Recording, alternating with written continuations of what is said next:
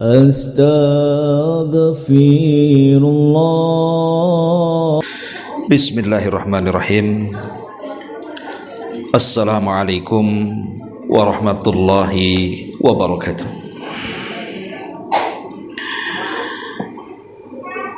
Alhamdulillah, wassalatu wassalamu ala rasulillah wa ala alihi wa sahbihi wa mawalah wa la hawla wa la quwata illa billahi wa ba'du. Alhamdulillah, di pagi ini kembali kita bisa duduk bermajelis ilmu. Tak lupa salawat juga salam kita hadiahkan kepada Rasul kita ala alihi wasallam. Terlanjutkan kembali kajian Kitabul Jami' dan kita masuk pada bab peringatan agar tidak berakhlak buruk. Pada hadis pertama, pengarang membawakan hadis dari Abi Hurairah radhiyallahu an yang dikeluarkan oleh Imam Ibnu Majah, di mana Nabi sallallahu alaihi wasallam bersabda, "Iyyakum wal hasada, fa innal hasada ya'kulul hasanati kama ta'kulun narul hataba." Dari Abu Hurairah radhiyallahu an, Nabi sallallahu alaihi wasallam bersabda, jauhilah sifat hasad ataupun dengki, karena sesungguhnya hasad atau dengki itu akan memakan semua kebaikan sebagaimana api memakan kayu bakar. Hadis ini dikeluarkan Al-Imam Abi Dawud. Ma'asyiral muslimin muslimat yang dimuliakan Allah Subhanahu wa taala. Dalam hadis ini Nabi sallallahu alaihi wasallam memperingatkan kepada kita sebuah dosa yang terdapat dalam hati, dan dosa ini sangat membahayakan untuk amalan dan kebaikan kita. Dosa itu disebut dengki ataupun hasad. Inilah pembahasan di pagi hari ini. Kita akan bicara tentang hasad. Sebelum saya menjelaskan tentang apa itu hasad, kemudian bahaya hasad, saya ingin bercerita. Jadi dahulu di zaman Khalifah Bani Abbasiyah, ada seorang khalifah yang namanya Mu'tasim, dan dia pengganti daripada khalifah sebelumnya namanya Khalifah Ma'mun. Dan itu terjadi di zaman Al-Imam Ahmad Ibnu Hanbal. Jadi satu hari Khalifah Mu'tasim ini berjumpa dengan seorang Arab Badui. Lah kebetulan Arab Badui ini fasih pula, dia melantunkan syair-syair Arab. Tertariklah kemudian Khalifah Mu'tasim ini dengan Arab Badui itu, sehingga selalu mengundang Arab Badui ini datang ke istana. Kemudian disuruhnya untuk mengumandangkan syair-syair di depan khalifah. Terkadang karena sukanya imam atau Khalifah Mu'tasim ini, terkadang mendudukan Badui di sampingnya, ngobrol, bicara, sampai tertawa dan begitu seterusnya. Jadi salah satu menteri daripada Khalifah Mu'tasim ini cemburu. Kok bisa Arab Badui dekat dengan khalifah? bahkan bisa duduk di sampingnya, bahkan bisa ngobrol seakrab-akrabnya. Muncullah perasaan hasad dalam hatinya. Harusnya aku yang dekat dengan khalifah, kenapa si badui itu pula yang dekat dengan khalifah? Akhirnya kemudian dia merencanakan sebuah rencana jahat. Si menteri ini satu hari ketika Khalifah Mu'tasim hendak memanggil si badui itu ke istana, maka sang menteri ini sudah mendahului untuk mengundang Arab badui ini ke rumahnya. Maka datanglah si badui ini kepada rumah sang menteri yang hasad itu. Rupanya di rumah itu sudah disediakan banyak makanan yang lezat tetapi berbau tak sedap. Macam ibu makan jengkol, kan sedap bu, tapi baunya kan tak enak, tapi tak, baunya tak sedap. Pete gitu ya. Kenapa kemudian sang menteri ini ngasih makan yang berbau-bau? Apalagi di zaman itu kan tidak ada pasta gigi bu ya. Kalau di zaman sekarang enak saja, bau mulut tinggal disikat pakai pasta gigi atau disemprot gitu bu ya, dengan parfum. Akhirnya kemudian setelah makan enak, maka sebelum si badui ini datang ke istana, si menteri ini mendahului, kemudian bercerita kepada sang khalifah dan mengatakan, wahai khalifah, saya barusan berjumpa dengan orang yang selalu engkau panggil ke istana, maksudnya Arab badui. Kata khalifah, ya kenapa? Kata sang menteri, dia itu suka menjelek-jelekan kamu di luar sana.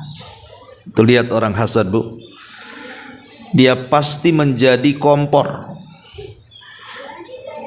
Jadi sang khalifah kemudian heran dan bertanya, kenapa dia menjelek-jelekan aku? Bukankah aku sudah memuliakannya?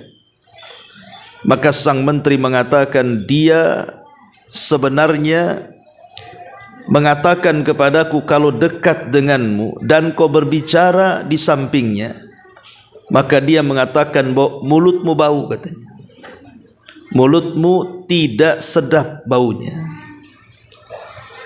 Maka sang khalifah dikata-katain seperti itu, ya marahlah bukan. Akhirnya kemudian sang khalifah pun memanggil si badui itu bu. Dipanggillah si badui itu ke istana. Ketika kemudian sang khalifah mendekati dia dengan jarak yang sangat dekat, badui ini sudah tidak enak. Kenapa? Karena dia merasakan bau mulutnya yang tidak sedap.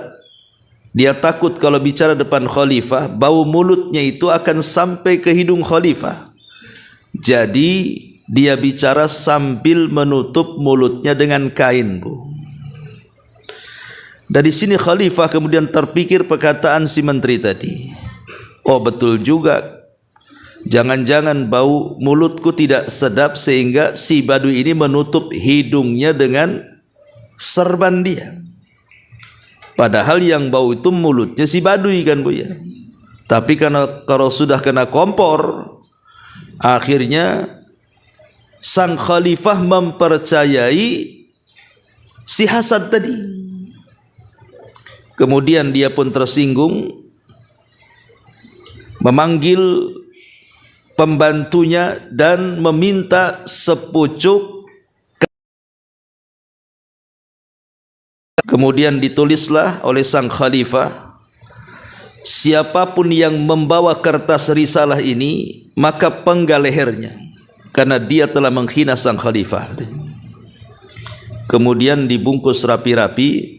Kata sang khalifah, wahai fulan, kepada si badui itu, sampaikan kertas ini kepada si fulan yang ada di daerah ini dan itu.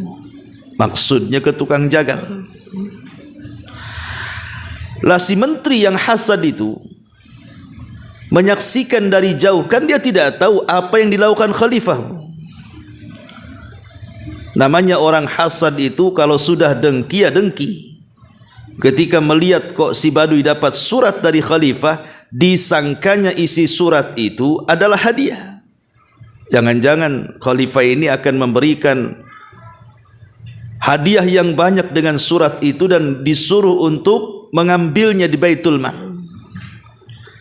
Jadi sang menteri ini menghadang Arab Badu di pintu istana dan mengatakan, wahai fulan, kalau kau izinkan, biar aku yang mengantar surat itu, katanya. Lihat, dia tidak tahu isi surat itu. Ya si Baduy polos saja kan begitu. Langsung dikasihkan sama sang menteri, karena bagaimanapun dia menteri, dia menghormati. Maka surat itu kemudian dibawa, ditujukan kepada yang dimaksud Khalifah Mu'tasim itu. Rupanya setelah diterima oleh si jagal tukang penggal itu, ditangkaplah sang menteri dan langsung dieksekusi mati. Lah kematian sang menteri ini terdengar sama khalifah. Lah kok lain orang yang disuruh, lain orang pula yang dibunuh. Ya. Jadi akhirnya kemudian sang khalifah ini memanggil si Baduy tadi untuk datang ke istananya, Bu. Kemudian bertanya, kenapa surat itu kau berikan kepada menteriku, katanya. Maka mulailah kemudian si Baduy ini bercerita bahwa sebelum dia datang ke istana, kemudian dia dipanggil menteri itu, diajak makan, tapi makanannya lezat tapi berbau, sehingga aku tidak enak bicara dengan kamu, maka ku tutup mulutku dengan serban, bla bla bla bla, macam-macam lah cerita. Dari sini Khalifah Mu'tasim baru sadar bahwa memang sang menteri itulah yang layak untuk dibunuh. Maka dia menukilkan perkataan Ali radhiyallahu an, lillahi darrul hasadi ma'adalah bada'a bi sahibihi faqatalah. Hebatnya sifat dengki itu, kata khalifah. Betapa konsistennya ia di dekatnya. Dia berusaha mendekati orang lain, lalu dibunuhnya ia. Kisah ini walaupun singkat, Bu, memberikan pelajaran kepada kita. Itulah akhir daripada hasad. Akhir daripada hasad itu, di mana orang yang hasad biasanya lebih dulu hancur dibandingkan orang yang dihasadi. Orang pedengki itu, dia akan hancur lebih dahulu daripada orang yang didengkinya, Bu. Karena orang yang hasad ini, walaupun posisinya dia yang mendolimi orang, tetapi dia yang merasakan kesengsaraannya. Aneh orang hasad itu kan, dia yang jadi orang zalim, dia yang merasakan kesengsaraannya. Harusnya kan orang yang dizalimi yang merasakan kesengsaraannya. Tidak, orang hasad itu dia yang berlaku jahat, dia pula yang mendapatkan akibat. Contoh, ada tetangga naik pangkat. Dia naik pangkatnya, ibu naik tensi darahnya. Sama-sama naik kan, Bu? Ya, yang satu pangkatnya naik, ibu tensinya yang naik tuh. Tengok tetangga kok glowing gitu kan, cantik tetangganya, ibu yang ganti kulit, merengut kan gitu ya. Ya. Memang orang hasad itu seperti itu, Bu. Orang hasad itu seperti itu. Dia akan lebih hancur dahulu dibandingkan yang dihasadi. Ya. Ma'asyiral muslimat yang dimuliakan Allah Subhanahu wa taala. Hasad ini adalah penyakit iblis, dan penyakit yang pertama muncul baik di langit ataupun di bumi. Ketika iblis mendengar, kita tahu bahwa iblis itu kan lebih dulu diciptakan oleh Allah dibandingkan Adam. Dia lebih dulu menyembah Allah Subhanahu wa taala, lebih dulu melakukan ketaatan kepada Allah Azza wa Jalla dan lebih dulu mendapatkan nikmat sorga dibandingkan Adam. Karena Adam kan diciptakan belakangan. Harusnya kan iblis lebih taat kepada Allah Azza wa Jalla. Tapi karena memang dasar iblis itu diciptakan dari api dan dia bagian daripada bangsa jin yang baik, jadi sifatnya itu muncul ketika Allah Subhanahu wa taala menciptakan Adam alaihi salatu wassalam. Mulai kemudian hasad dan dengkinya muncul. Jangan-jangan Allah menciptakan makhluk yang satu ini akan menggantikan posisiku, katanya. Belum diciptakan sudah berburuk sangka. Ketika betul-betul Allah Subhanahu wa taala menciptakan Adam alaihi salatu wassalam, maka iblis sudah mulai berputar-putar di jasad Adam yang belum ditiupkan roh itu. Mulai masuk dari lubang hidung, keluar daripada lubang mulut. Masuk dari lubang telinga, keluar dari lubang dubur. Kemudian dia tepuk perut Adam, keluar bunyi. Kemudian iblis mengatakan, makhluk ini adalah makhluk yang lemah. Kenapa? Karena ada rongga di dalamnya. Pasti dia berhajat kepada makan dan minum. Kemudian dia mengatakan, seandainya Allah kuasakan makhluk ini kepadaku, tentu sudah kuhancurkan dan kubinasakan dia. Lihat, orang yang hasad itu, Bu, seperti iblis. Dia akan terus bagaimana caranya orang yang dihasadi itu hancur sehancur-hancurnya. Dia tidak akan puas kalau kenikmatan yang Allah anugerahkan kepada orang yang dihasadi itu akan tetap ada pada dia. Dan dia semakin sakit kalau nikmatnya makin banyak tuh. Dan dia akan berbahagia kalau seandainya betul-betul saudaranya itu di atas kesulitan. Senang melihat orang susah atau susah melihat orang senang. Nah, itulah hasad. Ya. Jadi iblis mengatakan kepada Adam ini yang belum ditiupkan ruh, kalau seandainya dia Allah serahkan kepadaku, sudah kubinasakan dia. Itu hasadnya iblis. Dan terbukti ketika Allah Subhanahu wa taala betul-betul menganugerahkan Adam dengan cara meniup ruh yang sangat mulia. Karena ruhnya Adam itu dinasabkan kepada Allah. Min ruhi, dari ruhku, kata Allah. Makin hasad lagi. Maka ketika Allah memerintahkan iblis untuk sujud, dia pun enggan sujud dan dia menjadi makhluk yang kafir. Aba wastakbara wa kana minal kafirin. Dia enggan, dia sombong, dan dia termasuk makhluk yang kafir. Maka siapapun yang berlaku hasad, Bu, maka dia tidak lepas daripada iblis. Orang yang hasad itu adalah ternaknya iblis. Karena itu penyakit iblis yang pertama, yang nanti oleh iblis hasad ini akan dikembangbiakan untuk menjadi senjata menyesatkan anak-anak Adam. Karena kan iblis ini dari hasad ini dia berjanji di hadapan Allah tuh, dan mengatakan, ya Rabb, fabima aghwaytani la aqudanna lahum siratakal mustaqim. Karena engkau sudah menyesatkan diriku, kata iblis, kusesatkan juga Adam dan seluruh keturunannya. Lihat, dari hasad ini rencana-rencana jahat itu bermunculan. Maka siapapun yang hasad itu pasti banyak rencananya, Bu. Ibu kalau hasad dengan tetangga, pasti ibu punya rencana A, nggak bisa A, B, nggak bisa B, C, sampai betul-betul ibu merasakan puas dengan penderitaan tetangganya. Tetapi kalau seandainya tetangganya tidak menderita, ibu yang makin menderita dengan hasadnya. Itulah yang kemudian dikatakan halakal hasid qablal mahsud. Orang yang hasad itu lebih dulu hancur dibandingkan orang yang dihasadi. Ma'asyiral muslimat yang dimuliakan Allah Subhanahu wa taala. Dijelaskan oleh para ulama kenapa hasad itu begitu bahaya. Pertama, Bu, karena orang hasad itu sangat membenci setiap nikmat yang Allah anugerahkan kepada orang lain.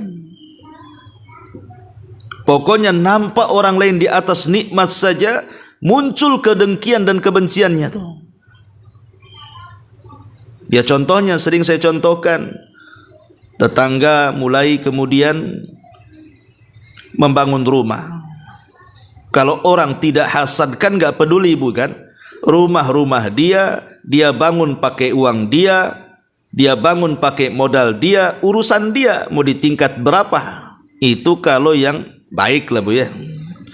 Tapi kalau orang hasad tidak, dia pasti akan pertama menanamkan suudzon dia tuh, buruk sangka dia dulu kepada tetangga itu. Kok bisa dia bangun rumah? Itu pertanyaan pertama tuh. Padahal lakinya itu ojek online berapalah per bulannya katanya. Jangan-jangan, mulai ya, jangan-jangannya tuh. Ya. Begitulah orang yang hasad. Orang yang hasad itu pasti dia tidak suka dan benci dengan nikmat yang Allah anugerahkan kepada orang. Ini pertama, Bu. Ya. Yang kedua, biasanya orang hasad itu dia akan membenci akan pemberian Allah Subhanahu wa taala, akan pembagian hambanya. Dia akan benci itu. Seolah-olah orang hasad ini mulutnya mengatakan, kenapa ya Allah kau berikan dia nikmat, kenapa engkau tidak memberikan kepadaku nikmat? Kenapa kok dia bisa beli ini, kenapa aku tidak? Kenapa dia bisa membangun itu, kenapa aku tidak? Kenapa dia punya ini, kenapa aku tidak? Jadi orang hasad itu protes kepada Allah Subhanahu wa taala. Dia tidak yakin dengan keadilan Allah saat memberi nikmat itu. Padahal sering saya katakan, tidak ada yang lebih adil saat memberikan rizki melebihi Allah Subhanahu wa taala. Allah itu sudah adil dan seadil-adilnya. Karena Allah itu yang menciptakan kita, sehingga Allah lebih paham dengan ciptaan dan kemaslahatannya. Allah paham kenapa si fulan dilebihkan rizkinya, kenapa si fulan tidak dilebihkan rizkinya, kenapa si fulan disegerakan rizkinya, kenapa si fulan ditahan rizkinya. Allah paham dan Allah tahu dengan kemaslahatan kita. Tapi orang hasad itu dia nggak yakin dengan keadilan Allah. Dia senantiasa berburuk sangka kepada Allah, sehingga dia merasa emosi dan marah, seolah-olah tidak menerima takdir Allah Subhanahu wa taala. Ini yang kedua, Bu, bahaya hasad. Kemudian yang ketiga, orang hasad ini, Bu, dia menentang semua pekerjaan Allah Subhanahu wa taala. Dia menentang apapun yang dilakukan Allah Subhanahu wa taala. Padahal kan Allah mengatakan dalam Quran itu, la tas'al amma yaf'al wa hum yus'alun. Jangan kau tanya pekerjaan Allah itu apa, tetapi Allah yang akan bertanya apa pekerjaanmu di dunia. Lah orang yang hasad ini sibuk dia akan mempertanyakan soal perbuatan Allah tuh. Di mana ketika Allah Subhanahu wa taala memberikan karunia kepada makhluk yang dikehendakinya, maka dia pun kemudian merasa bakhil dengan karunia yang Allah anugerahkan kepadanya, tidak terima. Ya. Lah ini yang ketiga. Yang keempat, orang yang hasad itu hakikatnya dia membantu musuh Allah Subhanahu wa taala. Siapa? Iblis. Ya. Orang hasad ini terkadang dia tidak sadar kalau dia itu sedang menjadi ternaknya iblis. Dia menjadi anak buahnya iblis. Dan terkadang juga ada orang hasad itu, dia hasad kepada wali-wali Allah Subhanahu wa taala. Dia tidak tahu yang dihasadi itu adalah wali Allah, Bu. Kan kita tidak tahu tetangga sebelah itu mungkin punya amalan yang kita tidak punya, punya ibadah yang kita tidak punya, punya kebaikan yang kita tidak punya, kemudian kita hasadi, kan sama dengan dengki kepada wali-wali Allah itu namanya. Ma'asyiral muslimat yang dimuliakan Allah Azza wa Jalla. Tapi umumnya di masyarakat, kalau cerita hasad itu, biasanya hasad itu kan lebih banyak kepada yang seprofesi, Bu. Ya kan? Pedagang hasad dengan pedagangnya. Kenapa kok dia laku, kenapa aku tidak? Jangan-jangan dia punya mantra, punya jimat, punya dukun dari Jawa sana umpamanya. Nah, dia mulai hasad dengan sesama pedagangnya kan, Bu. Pokoknya hasad itu pasti sama profesinya itu. Dokter dengan dokter, sama-sama punya klinik, hasad. Ya, saling menjatuhkan. Kemudian yang punya travel dengan yang punya travel lainnya, hasad, saling menjatuhkan. Ya, jangan ikut umroh lewat travel sana katanya. Itu tidak bagus pelayanannya. Itu mahal itu, dan begitu seterusnya. Karena tidak mungkin yang berbeda profesi itu akan hasad kan, Bu. Contoh umpamanya dokter hasad dengan tukang ojek. Mana ada dokter hasad dengan tukang ojek kan, Bu? Ya tukang ojek ya hasadnya dengan tukang ojek yang lainnya. Umpamanya ini ada 2 tukang ojek, Bu. Ya. Kemudian ada 2 orang yang ingin naik ojek dia. Yang satu gemuk, beratnya 150 kilogram, yang satu kurus 60 kilogram. Sama-sama jaraknya, ongkosnya sama. Tentu hasad lah. Ini aku udah bawa gemuk gitu kan, sama 5.000 ongkosnya. Si kurus pula tuh 5.000. Ya. Karena tidak mungkin juga yang berbeda profesi itu akan hasad. Tapi yang lebih celaka itu hasadnya ustadz dengan ustadz tuh biasanya, Bu. Orang alim dengan orang alim itu lebih bahaya hasadnya. Kenapa? Karena biasanya kalau sudah ustadz hasad dengan ustadz yang lain, berdalil dia. Dia keluarkan Qur'annya, keluarkan hadisnya, keluarkan dalilnya untuk supaya menjatuhkan ustadz yang lainnya. Ustadz dengan ustadz hasad itu yang dirugikan umat, Bu. Ya, mudah-mudahan ustadz kita tidak hasad. Ya. Ma'asyiral muslimin, muslimat yang dimuliakan Allah Subhanahu wa taala. Artinya bahwa hasad ini akan senantiasa ada sejak zaman Nabi sampai hari ini, bahkan sampai kiamat dibangkitkan. Karena mau tidak mau, Bu, saya, ibu, siapapun itu dalam hatinya pasti punya hasad. Semua manusia itu punya hasad.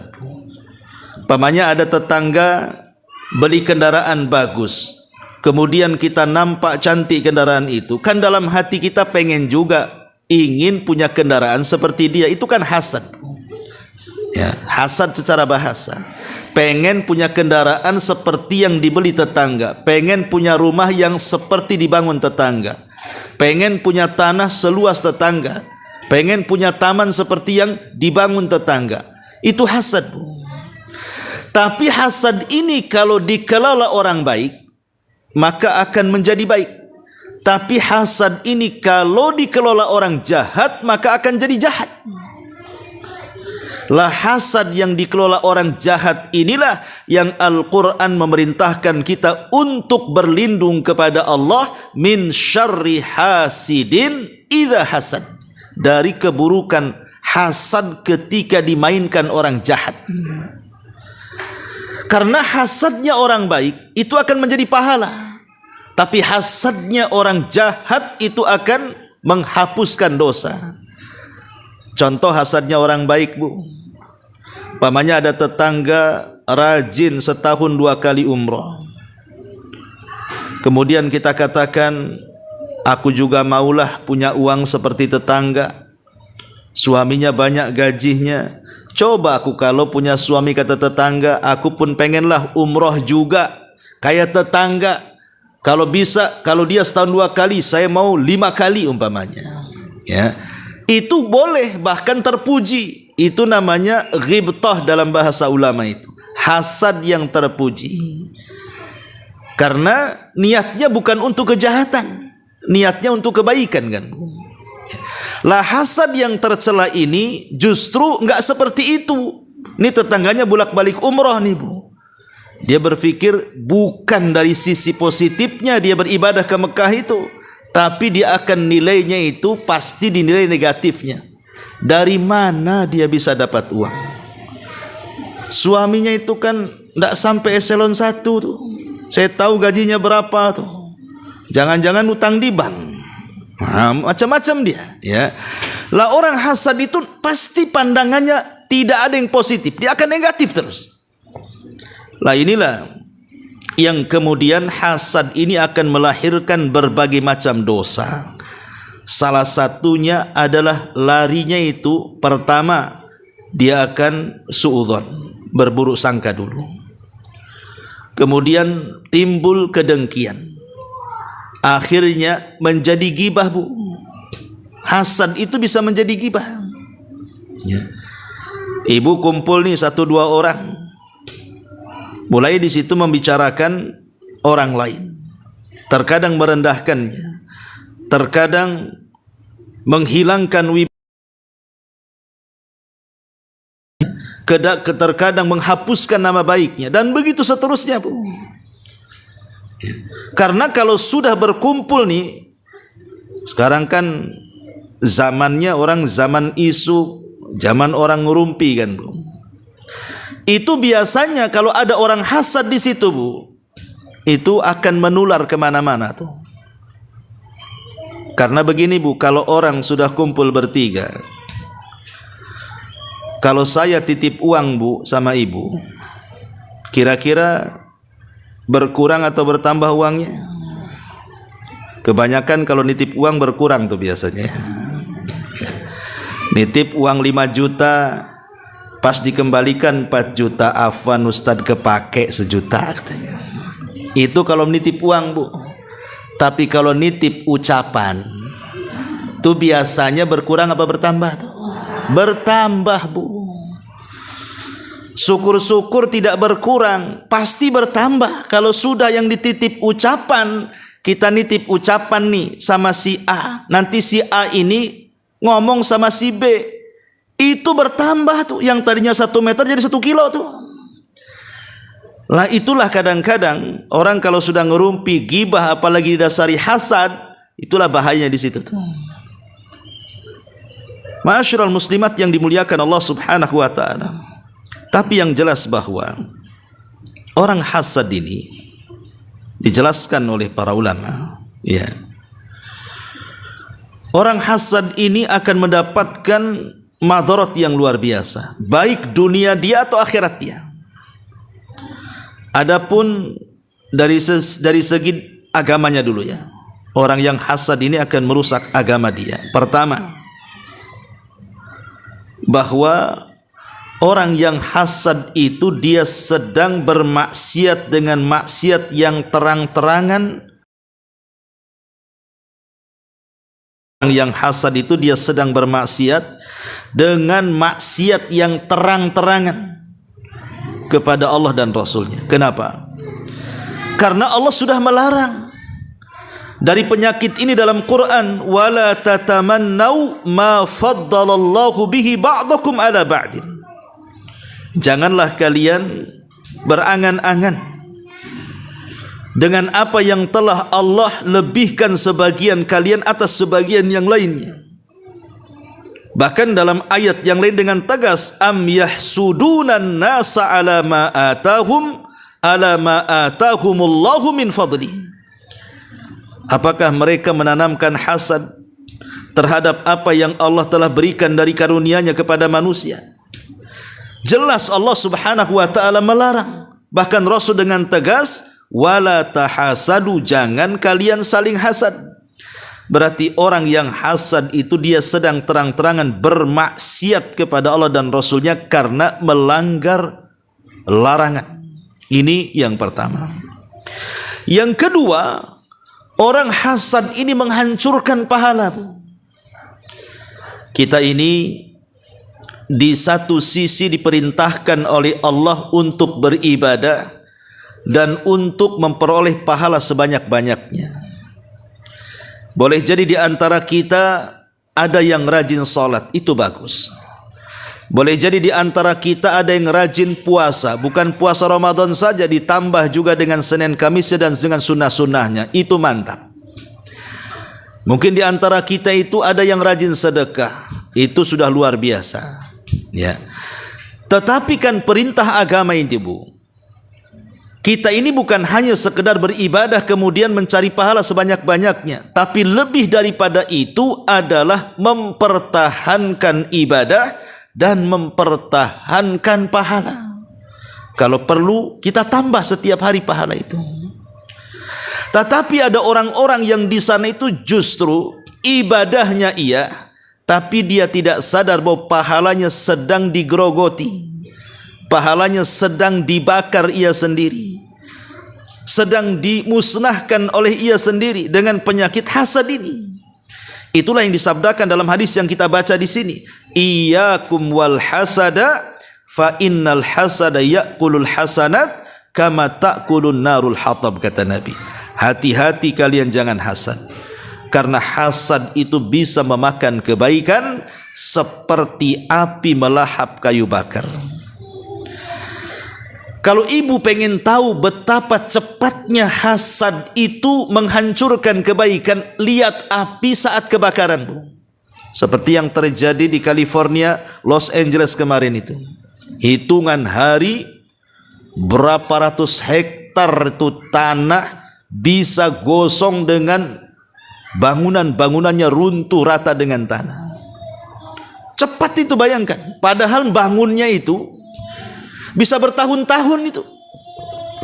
California yang sangat indah dengan kemegahannya, dengan bangunannya, dengan tamannya, dengan jalan-jalannya, itu kan tidak mudah membangunnya, Bu. Itu bertahun-tahun tuh membangunnya. Tapi bisa dimusnahkan dalam hitungan secepat-cepatnya. Lah jangan sampai juga ibadah yang sudah bertahun-tahun kita bangun, solat kita, puasa kita, zakat kita, sedekah kita, zikir kita, baca Quran kita, dan begitu seterusnya, tiba-tiba sekejap dimusnahkan dengan hasad. Inilah peringatan keras dari Nabi SAW bahwa hasad itu bisa menghilangkan banyak kebaikan manusia.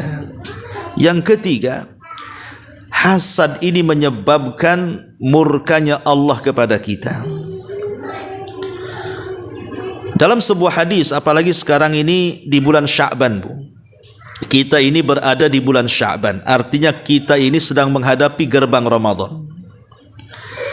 Ada hadis yang mengatakan bahwa innallaha yattali'u ala ibadihi fi lailatin nisbin min Sya'ban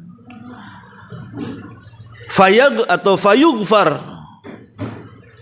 kullu makhlukin illa al-musyrik wal musakhin. Kata Nabi SAW, Allah itu nanti di pertengahan Sya'ban, di malam pertengahan Sya'ban akan turun. Ya, setiap hari Allah turun ke langit dunia ya, di sepertiga malam. Tapi di pertengahan Sya'ban ini Allah khusus, dia akan turun. Untuk apa, Bu? Untuk mengampuni. Fayaghfiru li jami'i khalqihi. Maka dia akan mengampuni seluruh makhluknya, kecuali dua manusia, katanya. Tidak akan diampuni, bahkan tidak diangkat amalannya ke langit. Kemudian Rasul menyebutkan dua perkara. Pertama, orang yang menyekutukan Allah, dan yang kedua, orang yang hasad, orang yang ada dengki terhadap saudaranya. Sayangkan, Bu, ibadah yang sudah kita lakukan dari tahun kemarin loh, Ramadan tahun kemarin sampai Sya'ban tahun ini, coba bayangkan. Pasti ibu lelah lah. Bagaimana ibu menghabiskan Ramadan tahun kemarin itu dengan sholat tarawih, dengan puasa, dengan baca Quran, dengan sedekahnya, dengan zikirnya. Kemudian dilanjut dengan Syawal, dengan puasa Syawalnya. Kemudian dilanjut dengan ibadah-ibadah yang lainnya. Hadir di majelis ilmu, kemudian berusaha mengajak manusia kepada kebaikan, dan begitu seterusnya. Saya yakin 1 tahun dari Ramadan kemarin sampai Sya'ban tahun ini sudah banyaklah amalan yang kita amalkan kepada Allah Azza wa Jalla. Tapi sayang, harusnya di bulan Sya'ban ini amalan kita diangkat dan diperlihatkan kepada Allah supaya Allah tahu apa yang kita lakukan di dunia. Rupanya ada di antara manusia ada orang-orang yang tidak diangkat amalannya dan tidak diampuni dosa-dosanya. Siapa mereka? Ya tadi, pertama orang yang melakukan kesyirikan, dan yang kedua orang yang menanamkan kedengkian dalam hati kepada saudaranya. Inilah 3 perkara orang yang hasad itu akan merugikan agamanya. Ini yang pertama. Yang kedua, adapun orang hasad itu akan merugikan dari segi dunianya. Pertama, orang hasad ini biasanya akan banyak kesulitan dalam dirinya. Muncul dari dirinya itu berbagai macam penyakit, yang terkadang penyakit-penyakit itu tanpa sadar. Makin banyak makin komplikasi itu biasanya. Ya. Contoh Bu, orang hasad ini awalnya sehat-sehat saja, kolesterol stabil, darah tinggi oke, nggak ada kan itu ya. Asam urat bebas.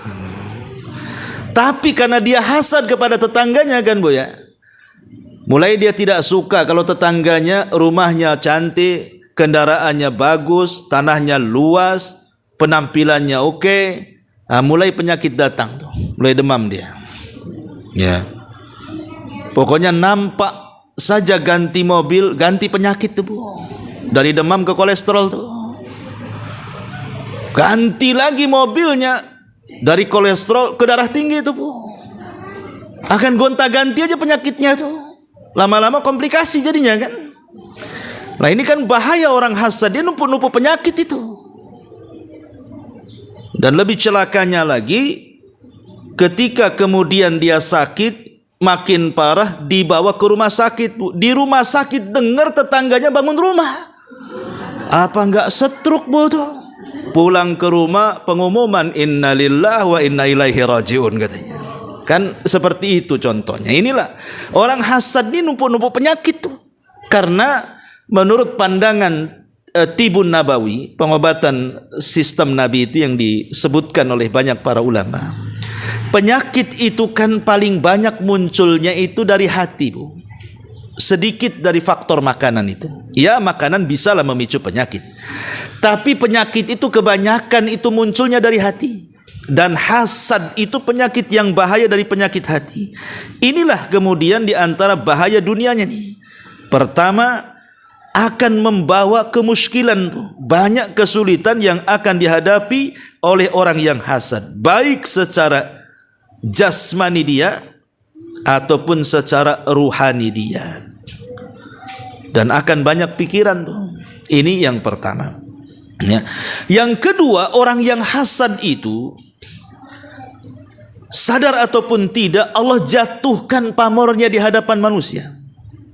Orang yang hasad itu Allah akan jatuhkan pandangan dia di hadapan manusia. Orang mulai tidak suka dengan dia.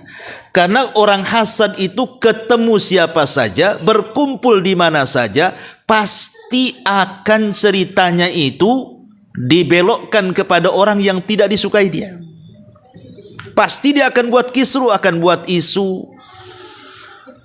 Pasti dia akan buat berita-berita hoax. Ya, pasti dia akan menjelek-jelekan orang yang tidak disukai dia. Dimanapun orang itu berada, pasti mulutnya ke situ tuh moncongnya tuh. Ya. Jadi nampak tuh dari uslub dia itu, gerak-gerik dia, ngomong dia itu kemana arahnya. Jadi orang lama-lama tidak suka. Apalagi orang sudah ngaji kan, tadi udah cerita tetangganya. Gimana kalau 1 jam mungkin 1 desa diceritakan dia. Kan, ya. Jadi Allah jatuhkan tuh pamornya itu. Dia tidak sadar dia telah merendahkan martabatnya diri sendiri. Kehormatannya jatuh, nama baiknya jatuh. Dan itu al-jaza min jinsil amal Bu. Sebagaimana dia menjelek-jelekan orang, maka nanti Allah kirim ada orang yang tidak suka dan menjelekan dia. Itu namanya kama tadinu tudan. Ada hukum karma di situ. Ini yang kedua, Bu. Yang ketiga, biasanya dari kebiasaan orang yang hasad itu, Bu, dia akan suka merencanakan sesuatu dari makar-makar jahat kepada orang yang dihasadinya.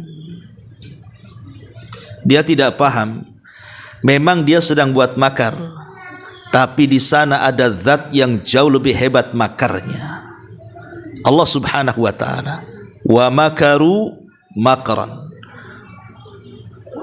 wa makarna makran wallahu khairul makirin, kata Allah. Silahkan kalian buat makar, Allah punya makar sendiri, dan sebaik-baik makarlah makar Allah Subhanahu wa ta'ala.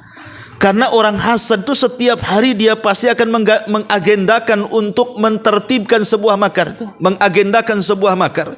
Macam mana dia menyakiti orang yang dihasadinya.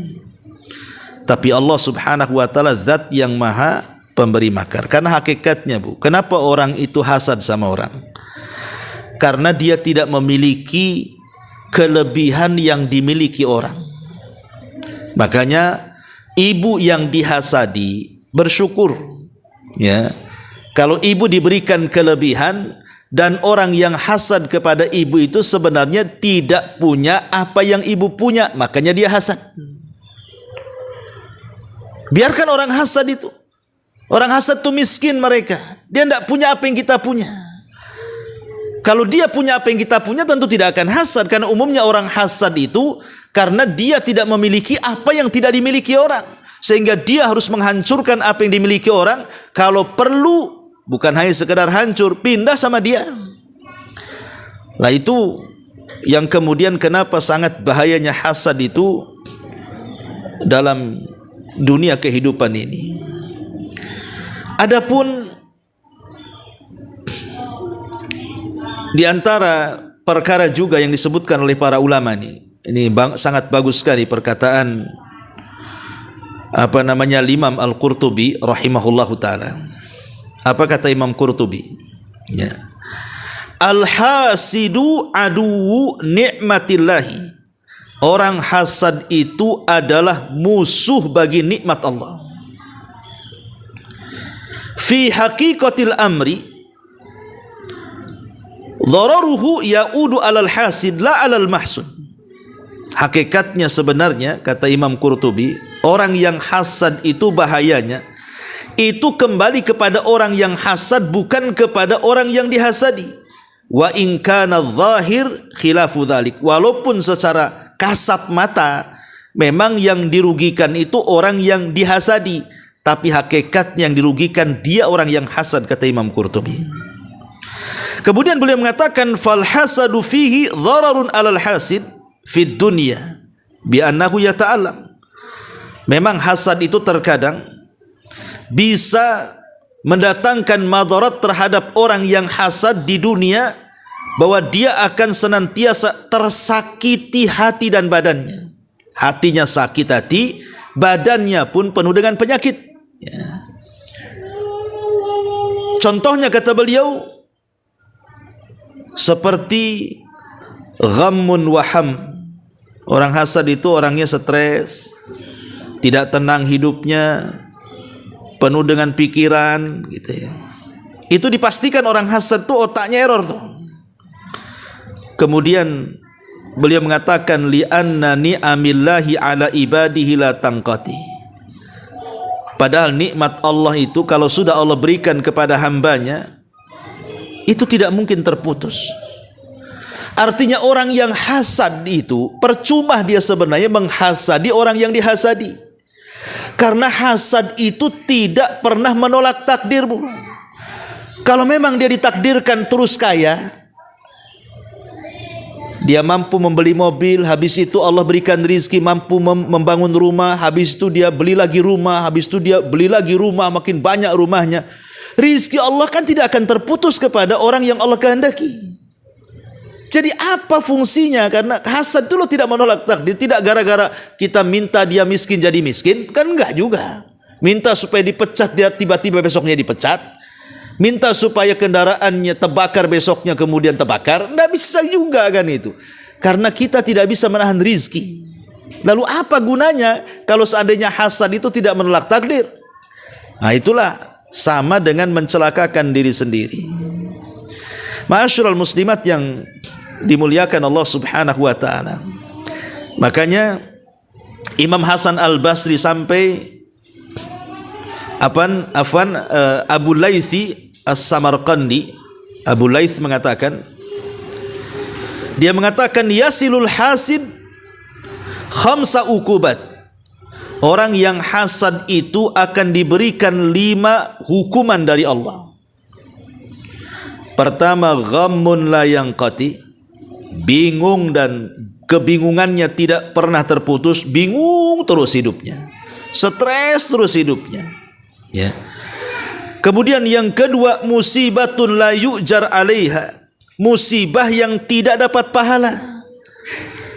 Kan orang yang hasad itu kan seolah-olah kena musibah, Bu. Karena hidupnya stres terus. Tapi stresnya enggak dapat pahala, justru dapat dosa tuh. Dan yang ketiga, madzammatun la yuhmad 'alaiha, celaan dan tidak akan dapat pujian sama sekali. Dan yang keempat, sakhatu rabbi, kemurkaan Rabb Allah kepada dia. Dan yang terakhir, yughallaq anhu babut taufik, ditutup padanya hidayah taufik. Ini yang paling kita khawatirkan. Takutnya kalau hasad dibiasakan itu susah tobatnya. Takut kalau seandainya mati dan hasadnya itu belum hilang. Karena itu pernah terjadi di zaman Nabi. Di zaman Nabi, ketika Nabi SAW hijrah dari Mekah ke Madinah, maka berbondong-bondong orang-orang Madinah itu masuk Islam, terutama 2 kabilah Khazraj dan Aus kan, Bu. Lah di tengah-tengah Khazraj dan Aus itu ada orang yang sangat dihormati di zaman jahiliyah. Namanya Abdullah ibn Ubay ibn Salul, yang nanti akan menjadi tokoh munafik. Jadi akhirnya pembesar Khazraj, Sa'ad ibn Ubadah itu meminta kepada dakwahi Abdullah ibn Ubay ibn Salul, karena dia orang yang paling dihormati. Dan ini kesempatan bagi Rasul untuk mengajak Abdullah ibn Ubay bin Salul masuk Islam. Datanglah kemudian Rasul ke rumahnya Abdullah ibn Ubay bin Salul, mulai mendakwahkan Islam. Lah ketika itu Nabi SAW sedang mengendarai keledai. Saking tawaduknya, rendah dirinya Rasul mengendarai kendaraan yang buruk keledai. Ketika sampai di depan rumahnya Abdullah ibn Ubay bin Salul, tiba-tiba Abdullah ibn Ubay Salul menghina Rasul, menutup hidungnya dengan kain serbannya, kemudian mengatakan, pergilah engkau wahai Muhammad, karena keledaimu menyakiti kedua lubang hidungku. Pergi sana, ya, engkau sudah menyakiti kedua lubang hidungku, engkau bau, bahasanya, pergi kau, gitunya. Rupanya ada seorang sahabat namanya Abdullah ibn Khudafah, marah di situ dan mengatakan bahwa keledai yang ditunggangi Nabi SAW jauh lebih baik daripada dirimu, katanya. Marah, membela Nabi dia, ya. Akhirnya kemudian Abdullah ibn Ubay ibn Salul ini marah kepada Abdullah ibn Khudafah yang membela Nabi, hampir kelahi, Bu. Maka Nabi SAW memisahkan kedua orang itu. Kemudian setelah itu Rasul tidak mau menanggapi Abdullah ibn Ubay bin Salul, kemudian pulang. Ketika pulang itulah dia kembali ke pemimpin Khazraj, Sa'ad ibn Ubadah, menceritakan kejadian itu. Tapi Nabi SAW tidak mencela Abdullah ibn Salul. Dia hanya mengatakan kepada Sa'ad ibn Ubadah, wahai Sa'ad, aku sudah mendatangi, tapi dia perlakuannya begini. Dengan lembutnya Nabi SAW tidak mencela Abdullah ibn Ubay bin Salul. Dan itu hikmah yang diterapkan Rasul dalam dakwah. Kemudian Rasul bertanya kepada Sa'ad ibn Ubadah, kenapa dia berlaku seperti itu kepadaku?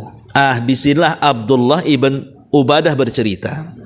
Kata Sa'ad bin Ubadah, wahai Rasul, sebenarnya Abdullah ibn Ubay ibn Salul itu, dia adalah orang yang kami tokohkan dari dua kabilah besar, Khazraj dan Aus. Aus menghormati dia, Khazraj juga menghormati dia.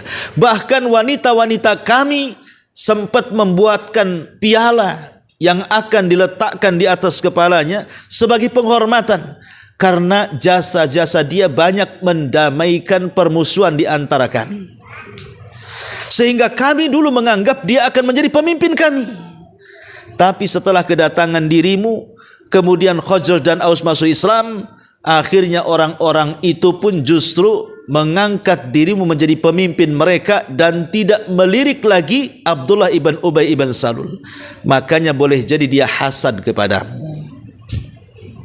Akhirnya Rasul baru paham kenapa Abdullah ibn Ubay ibn Salul itu sangat memusuhi dia. Rupanya karena hasad.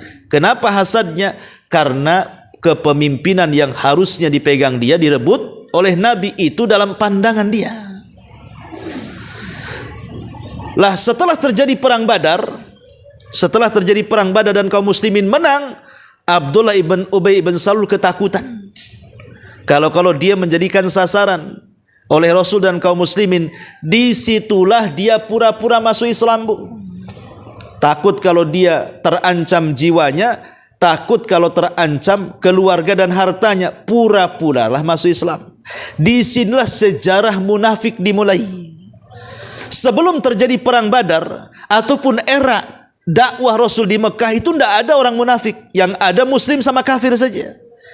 Baru setelah perang Badar Islam semakin kuat, maka muncullah orang munafik. Karena munafik ini pasti muncul di tengah-tengah kekuatan Islam. Kalau Islam lagi lemah, tidak mungkin ada munafik. Kafir aja langsung, ngapain pula jadi bunglon kan? Tapi kalau sudah Islam kuat, maka mereka pura-pura jadi Islam padahal munafik. Itulah yang dilakukan Abdullah ibn Ubay ibn Salul tuh. Hasad dia menjadikan muncul penyakit baru dalam Islam yang disebut dengan nifak. Pelakunya disebut munafik. Lah ketika Abdullah ibn Ubay bin Salul sudah masuk Islam, padahal dia berpura-pura, setiap hari dia bersama Nabi, baik kepada Nabi, solat di belakang Nabi, jihad di belakang Nabi, sedekah di hadapan Nabi, dan begitu seterusnya.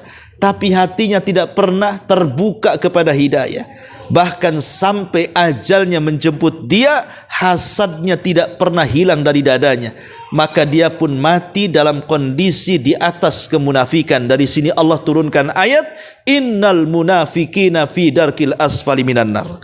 Orang munafik itu diletakkan di intip neraka yang paling dalam. Lihat ya, Abdullah ibn Ubay ibn Salul yang matanya menyaksikan mukjizat Nabi, untayan-untayan ayat didengar dia, wejangan-wejangan indah juga diresap dia, tapi hasad itulah yang menghalangi hidayah. Ya, maka bahaya, Bu, hilangkan hasad ini, karena hasad ini menghilangkan hidayah dan susahnya taufik Allah sampai kepada kita. Atau contoh yang lainnya, ya, Abu Jahal, atau disebut dengan Fir'aun yaumat ini. Abu Jahal ini, Bu, ketika meninggalnya Abdul Muttalib. Abdul Muttalib itu kakeknya Rasul yang merupakan pemimpin Arab ketika itu. Maka dengan meninggalnya Abdul Muttalib sebagai pemimpin Arab, akhirnya kemudian belum ada penggantinya. Jadi banyak kepemimpinan di antara suku-suku Arab, tapi belum dipilih siapa penggantinya.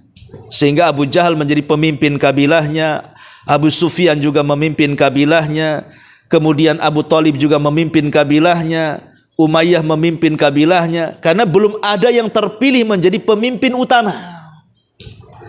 Satu hari Abu Jahal ini ngobrol, ya, dengan rekannya.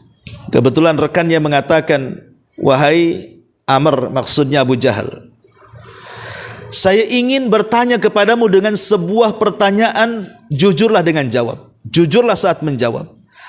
Maka kata Amr mengatakan, silakan, apa yang kau tanyakan kepadaku? Kemudian rekannya mengatakan, wahai Amr, apa menurutmu tentang Muhammad dan dakwahnya itu? Apakah dia berkata dusta, ataukah yang diserukannya itu sebuah kebenaran? Abu Jahal di sini berkata jujur, Bu. Dia mengatakan, demi Allah aku tidak pernah melihat dari orang itu, maksudnya Rasul, kalimat-kalimat yang dusta yang keluar dari lisannya. Dari sini Abu Jahal mengakui tentang dakwah yang diserukan Rasul. Tetapi ketika rekannya mengatakan, kalau engkau mengakui dakwah si Muhammad itu, dia di atas kebenaran dan tidak mungkin dia berdusta dengan dakwahnya, kenapa kau tidak mengikuti dia? Kenapa kau tidak jadi pengikutnya, katanya. Di sini Abu Jahal bercerita, Bu, kenapa dia tidak mau mengikuti ajaran Nabi. Kata Abu Jahal kepada kawannya ini, kamu kan tahu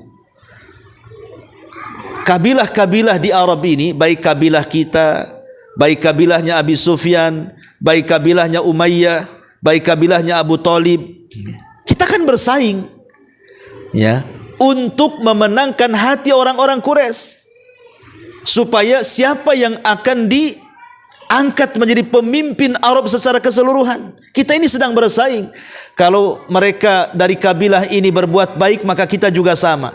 Kalau dari kabilah itu mereka juga berbuat baik, kita juga sama, supaya kita dipandang oleh orang-orang Quraisy itu. Tapi masalahnya, persaingan itu sudah tidak sehat, katanya. Ketika dari Bani Abdul Muttalib, dari Bani Hashim, ya, tiba-tiba kemudian mereka mengatakan kami punya nabi, sementara kalian tak punya nabi. Ya, kami harus jawab dengan apa, kata Abu Jahal. Gak mungkinlah kita angkat anak muda yang bukan nabi, kita jadikan nabi. Ya, siapa dia, kan gitu. Sehingga akhirnya kata Abu Jahal, kita tidak bisa bersaing lagi kalau begitu. Kalau urusan yang lain kita bisa bersaing, tapi kalau urusan dia punya nabi, kita tak punya nabi, mana kita bisa bersaing, kata Abu Jahal ini.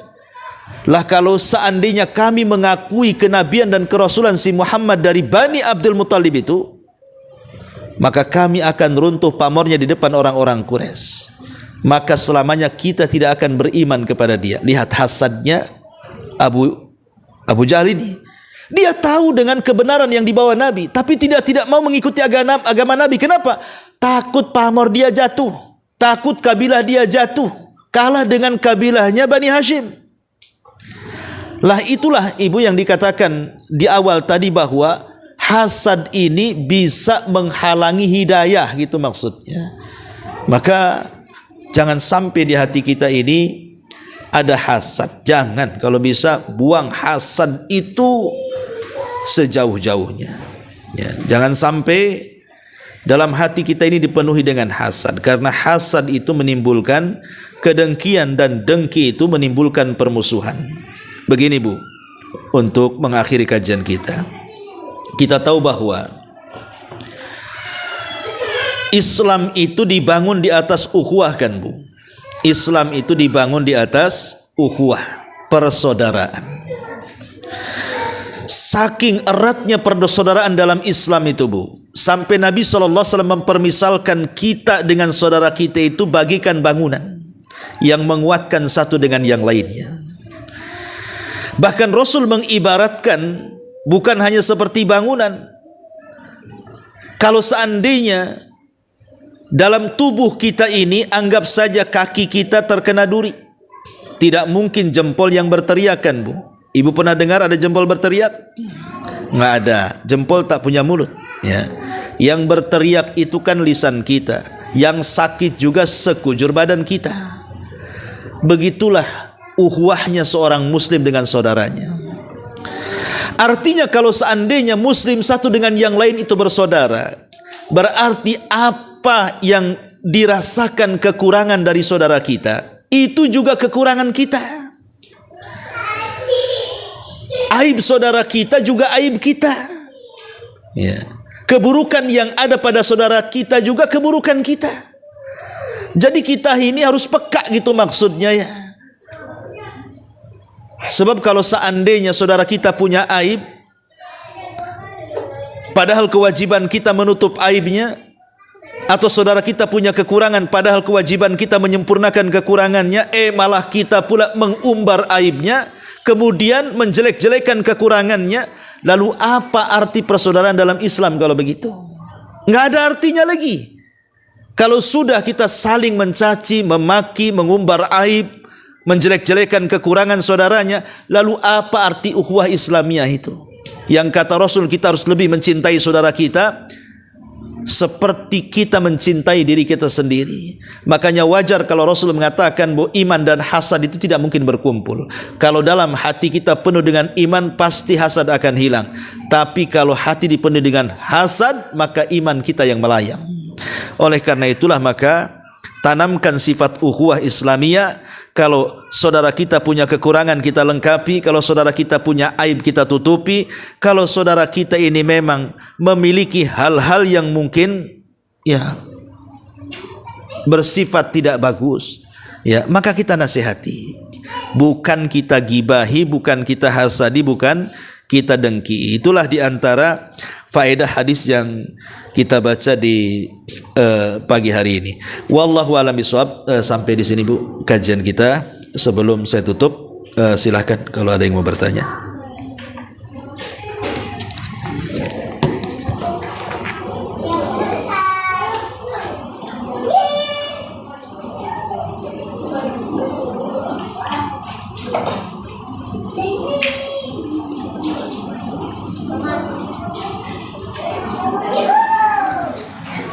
Alhamdulillah, kalau tidak ada, kita ada. Nah, kita doa tutup dengan ada atau tidak nih? Ada. Oke, kalau ada kita tunggu. Kalau tak ada kita selesaikan. Silakan.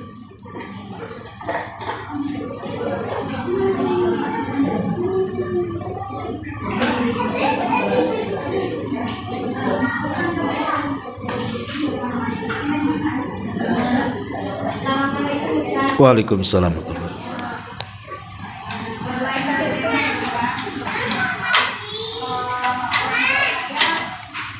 Ayah saya sebulan yang lalu kan meninggal. Iya. Ibu saya tinggal sendiri di rumah. Kami anaknya berjauhan semua. Semuanya berjauhan dari yang tinggal dekat ibu saya. Tanya apa tuh Mat? Karena ibu saya sendiri, apakah boleh sebelum akhirnya meninggalkan rumah untuk salah satu anaknya? Kurang jelas ya pertanyaannya. Cuman yang saya tangkap ya, ibu ini baru ditinggal meninggal orang tua ya, kemudian hidup sendiri, nggak ada suami. Oh, bukan orang tuanya yang meninggal, suaminya. Hah? Oh, ayahnya. Suaminya udah meninggal juga? Belum menikah? Oh, ya paham. Pertanyaannya, apakah boleh orang tua saya, ibu saya itu pergi meninggalkan rumah untuk ikut salah satu anaknya yang Ustaz? Apakah boleh Ustaz? Oh, boleh lah. Malah itu birrul walidain kan. Birrul walidain Bu. Dulu ada kisah. Saya lupa kisahnya itu. Tapi garis besarnya, jadi di kisah ini terjadi di Saudi. Jadi ada seorang anak laki-laki sudah tua, usianya 60 tahun. Punya ibu tentu lebih tua lagi, karena anaknya saja 60 tahun, tentu ibunya mungkin sekitar 90 tahun kan gitu. Jadi dia rela tidak nikah. Anak laki-laki ini rela tidak nikah karena ingin merawat ibunya. Kalau ditanya kenapa kau tak kawin, dia bilang, kalau ibuku masih hidup, saya tidak akan menikah. Karena kalau saya menikah, saya tidak bisa merawat ibuku. Akhirnya dia rawat ibunya dengan baik sampai usianya 60 tahun, ibunya 90 tahun. Karena anaknya juga sudah tua, usianya 60 tahun kan, namanya sudah tua pun tenaga kurang, pelayanannya juga semakin berkurang dan begitu seterusnya. Akhirnya datanglah adiknya dari Jeddah dan sudah sukses usahanya. Usianya 40 tahun lebih. Dia lebih muda, lebih kaya, lebih kuat. Jadi dia minta kepada abangnya untuk gantian merawat ibunya. Tapi abangnya marah dan mengatakan, kau boleh mengambil ibuku, asal tunggu kematianku. Kalau ku mati, kau ambil ibumu. Tapi kalau aku masih hidup, jangan kau ambil. Bertengkarlah ini adik kakak nih. Sampailah ke pengadilan, ke mahkamah. Hakim bingung. Biasanya orang datang ke pengadilan itu urusan waris, ya kan? Urusan cerai, urusan rujuk, urusan harta, sengketa. Ini kok rebutan ibu pula ke pengadilan. Jadi hakim bingung karena belum pernah terjadi kayak seperti ini. Kok ibu kok direbutkan? Akhirnya kemudian sang hakim pun mengembalikan urusannya kepada ibunya untuk memilih dia ikut siapa. Kata ibunya, aku tidak bisa karena dua-duanya anakku, dua-duanya belahan jiwaku, dua-duanya anak yang kusayang. Merekalah akan menjadi penerus sejarah, penerus cerita. Tidak mungkinlah kemudian aku pilih salah satu dari keduanya. Maka aku kembalikan kepadamu, wahai Pak Hakim. Maka Pak Hakim pun kemudian memilih adiknya dan mengatakan kepada kakaknya, biarkan adikmu yang merawatnya, karena adikmu masih muda, dia kaya, dia pun ototnya masih kuat, sementara kau sudah tua, tenagamu tidak ada, ekonomi pun seret. Maka demi kebaikan ibumu, kasihkanlah adikmu.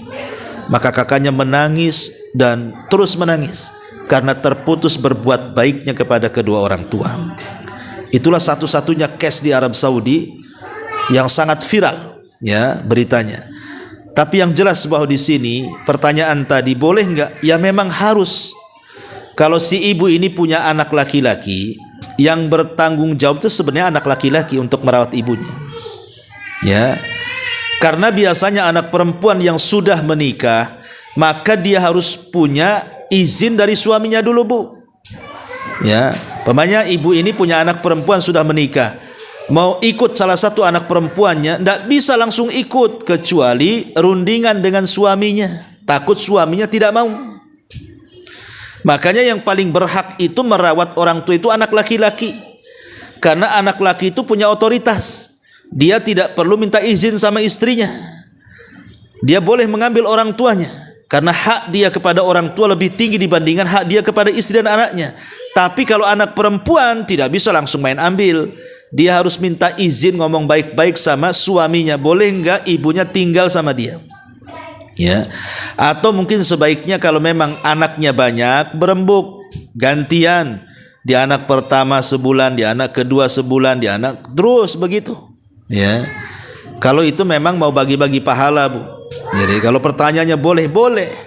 Apalagi hidup sendiri orang tua dan sudah tua itu justru kadang-kadang kasihan. Ya. Terkadang harus hidup sendiri, nanti mati nggak ada yang tahu. Ya. Nah, jadi pertanyaannya boleh ikut anak, boleh. Ya. Wallahu a'lam. Maksudnya ini Pak Ustaz, selama masa idah itu boleh nggak orang tua ini berpergian ke tempat anaknya? Oh, ini pertanyaan baru lagi ya. Pertanyaan, karena yang tadi nggak ada cerita masa idah tuh. Kan meninggal jangan-jangan sudah 50 tahun meninggalnya. Oke, mungkin telinga saya yang budak atau mungkin ibu yang kurang keras, itu saja ya. Intinya begitu. Nah, sekarang masa idah itu bukan. Masa idah boleh enggak? Masa idah itu kenapa? Ibu harus masih tinggal di rumah suami. Karena memang itu bagian daripada adab Islam. Menghormati keluarga suami, maka tinggal di rumah suami dibolehkan sampai masa iddahnya selesai. Ya, kalau sudah selesai masa iddahnya baru boleh keluar. Tapi pertanyaan, boleh dia keluar ke anak-anaknya? Boleh, tidak ada larangan.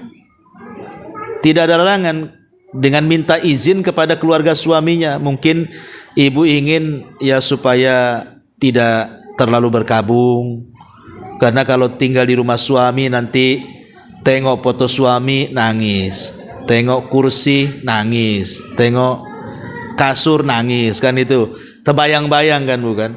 Ibu ingin menguatkan hati, ada apa-apa datang ke anaknya supaya terhibur. Ya, sekali-kali datang ke anaknya boleh, tidak ada masalah.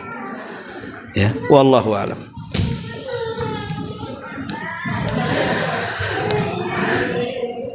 Baik, sampai di sini. Subhanakallahumma bihamdika asyhadu an la ilaha illa anta astaghfiruka wa atubu ilaik. Allahu